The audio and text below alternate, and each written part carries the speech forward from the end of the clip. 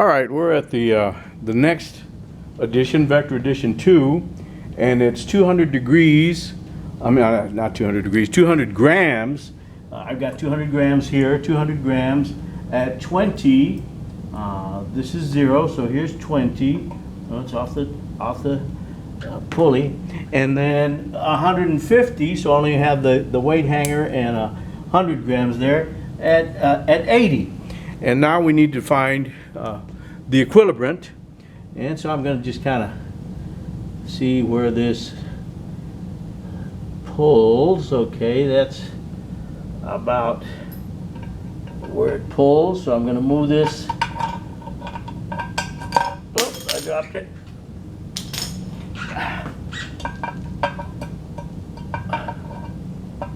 Let's cooperate here. There we go. Let's see where it's wanting to go.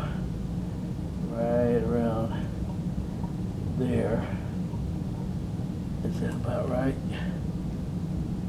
Let's see. Hope my head's not in the way. Okay, we're going to put it right there. And now we need to start adding some weight. So I've got, with the weight hanger and a 200, let's put it right there. It's not enough. Let's put another 100. And probably too much. Yeah, that's too much. So let's put a 50. It's starting to get close. That might be about right. Let me just add.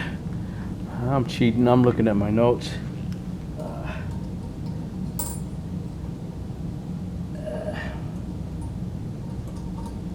We'll put a 5.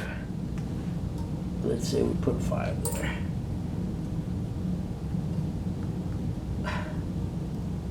And that looks about balanced. That looks about balanced. So what do we have? We have 305 grams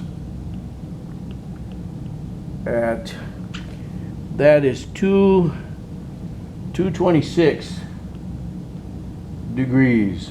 Okay, that's vector addition 2.